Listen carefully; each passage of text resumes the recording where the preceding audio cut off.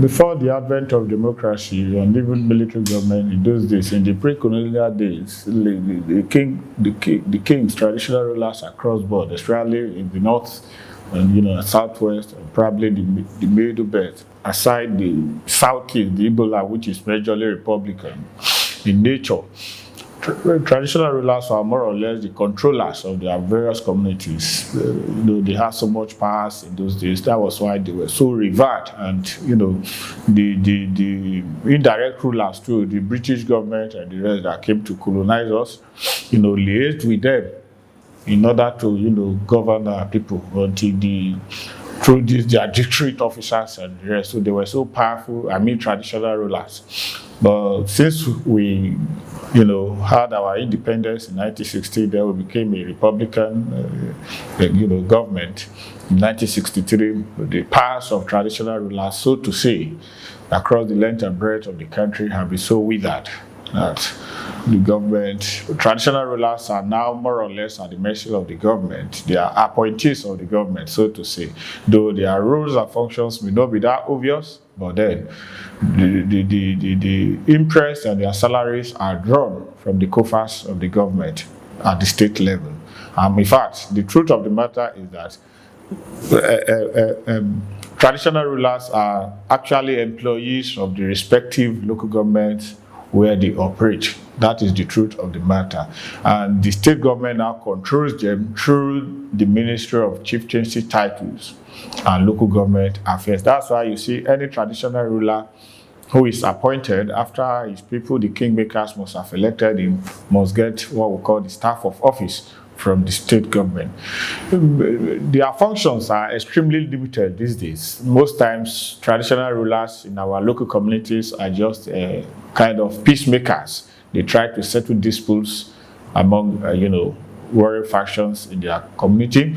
Sometimes they lobby government to bring developmental projects to their locality. Sometimes they talk to their, indigents who are well-to-do. Please come back home and invest so that you can bring development to this community. That is basically what traditional rulers are for. In the pre-colonial days, they were powerful. They were probably government on their own. But these days, due to the advent of democracy and even the incursion of military into, government, their functions have been so limited that they exist at the mercy of the government of the day.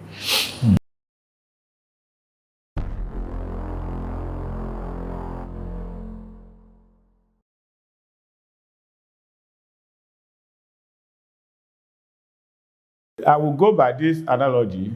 I'm your employer or you are my employer. I'm your employee. You decide my fate as long as you remain on your payroll.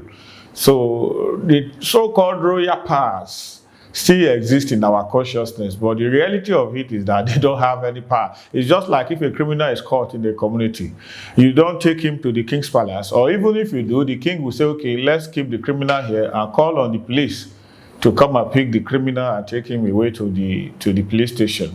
That is in fact, traditional rulers basically, they don't have that function that they used to have in those days. Most times they serve as intermediaries between their communities and the various layers of government. I refer to government now in terms of local government, state government, and the federal government. So the extent to which a traditional ruler deploys his power is tied to the government of the day. And it does not really have those powers that we used to ascribe to them.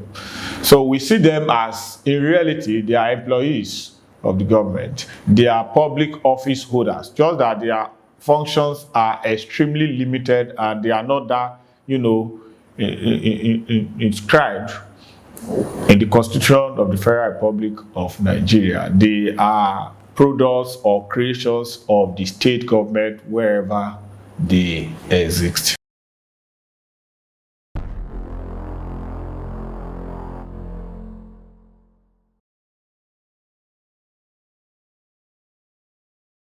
All monarchs, as far as I am concerned, based on the existing realities, are disposable.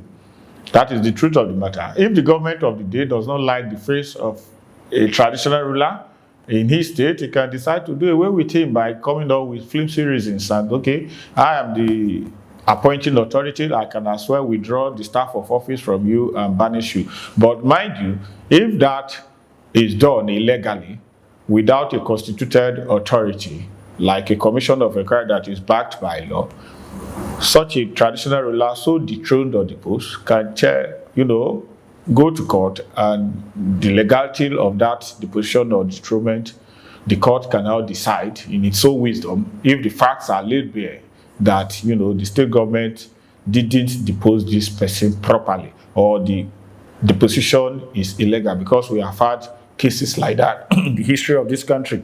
I recall the Awujale Sikiru, Robert Sikiru Adetona Awujale of Ijebuland in the Second Republic. I think he was deposed by the then governor, Governor Bisi Onabanjo. He went to court, challenged that, deposition. The court said no, the governor was wrong. So he was reinstated by the court. But unfortunately, fortunately or fortunately, the government that took over, because there was collapse of Second Republic in 1984 when the military regime took over. So Bisi Onabanjo was, removed from power, and then I remember Colonel Deposition, as he then was known, was the military administrator, and he didn't go to court to challenge the ruling of the lower court at the level of Court of Appeal. So that was how Adetona got back his title.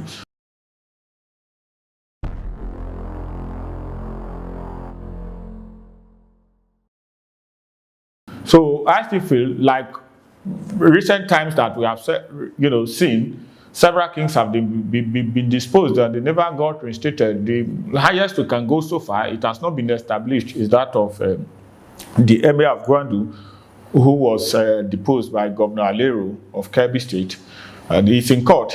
I think the case is pending now before the Supreme Court. He got his first judgment at the Federal High Court, and he got judgment favorable to him at the level of Court of Appeal. I think the government of Kebbi appealed that judgment, so it's pending before the Supreme Court. As long as the governors these days, you know how powerful they could be. Some of them are tyrants, some of them are emperors. Any king that does not seem to support them, or does not like them, or they don't like the face of the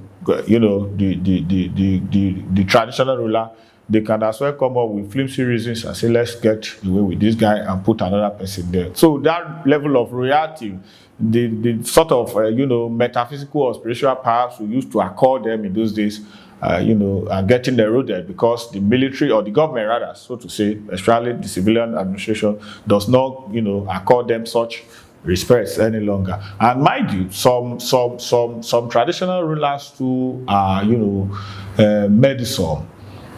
Traditional rulers are more or less conservative people.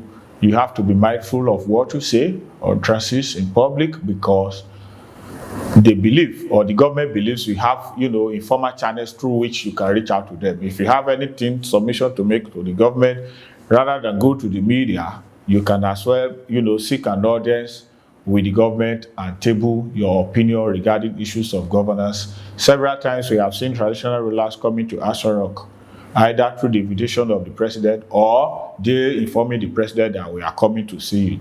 Most times they don't come around for solidarity visit or just to come and see the president. I'm very convinced, I'm sure that they come occasionally to see the president, to interface with him on issues affecting their domain. So that is very fun. We are not saying kings should not talk. We are not saying kings should not advise government. But when it comes to criticism, especially the one that is, acidic, you have to be mindful of what you say, because the truth of the matter is that the government is the employer of the traditional ruler, and no employer wants his employee to come out and criticize him openly. You are going to lose your job. That is as far as the removability of a king is concerned. The issue now is the issue of banishment, how legal it is. After you have removed me from office, how can you now restrict my movement? I think the court has to come in at this level to, say, no, in this era and time, you cannot curtail the movement of a freeborn, of a free citizen who is not a criminal convicted by a court of competent jurisdiction. No, that banishment will not stand.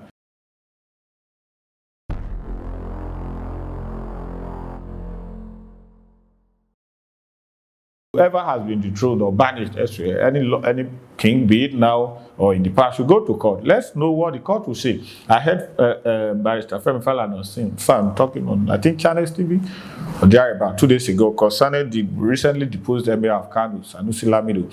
He was speaking, both the dethronement and the banishment are illegal. According to him, he advised the former Emir to go to court, and I think he's going to go to court because his lawyer has said they are going to go to court. So we want the law to be tested on this issue of banishment. We really have to, you know, even the dethronement, he can as well go to court and find out, because I don't believe a commission of inquiry was actually empaneled by Kano State government to try the former Emir Sanusi. The House of Assembly was to meet on that day to debate on the issue of his removability or the allegations leveled against him. But somehow there was crisis in the House of Assembly. Some were for, some were against. There was this controversy. The Speaker had to adjourn. They went into recess. They said they were going to come back in the next 30 minutes. Before they could reconvene, the state government had already announced the deposition of the Emir. Then shortly later afterwards, we heard that he had been banished to a place in Nasarawa State. Of course, we still believe now that no court has said the dethronement is wrong. We believe the dethronement stands. We believe the banishment stands. But we are encouraging, or I would personally say, as a Nigerian, I want to encourage the former Emir to go to court to challenge his banishment, because I don't think that can stand in the face of the law, especially when no court has said this person is a criminal. He has to be convicted. He should be put in correctional facility. So that's as far as my take is concerned. I will encourage traditional rulers to be very mindful of their utterances and be careful in their relationship with any reigning or sitting government. That is very, very essential. Very, very essential. They should see themselves as partners in progress with their state governors. If they have any issue that is contrary to the policy or that may aid government, they have their ways of reaching out to the government. I believe governors respect traditional rulers as long as they don't go against them politically, because no governor wants to be unseated from his seat when his term has not expired. So we will encourage traditional rulers to be careful not to be, immersed in plain partisan politics, because whoever comes to power, if he doesn't like your face or you try to work against him during the electionary process, chances are that he may curtail your powers or even remove you from the seat. So these things are possibilities. I believe our leaders, traditional rulers, are learning from these realities, exigencies, and the rest.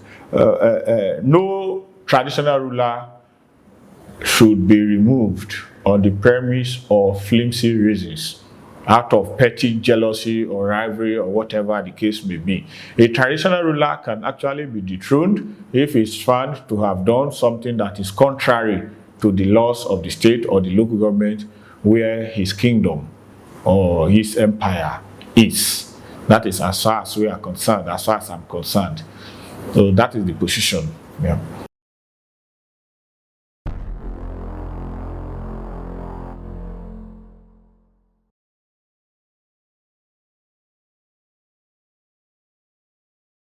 Powerful traditional rulers, the ones who are not that powerful will not be happy if they listen and they decide not to watch there. But of course, we know them. The Sultan of Sokoto, Emir of Kano, you talk of the Oba of Benin, Oni of Ife, Alafi, Oba of Lagos, you talk of Obi of Onitsha. These are very prominent, powerful traditional rulers. And we hope, because these traditional institutions were there before the advent of modern government. They were there before the pre-colonial and the colonial officials came around. So we have to preserve, because that heritage belongs to us. Look at the British monarchy. It has been there for centuries and it's still there. You see, every Briton, according to the Queen of England, that respect she deserves.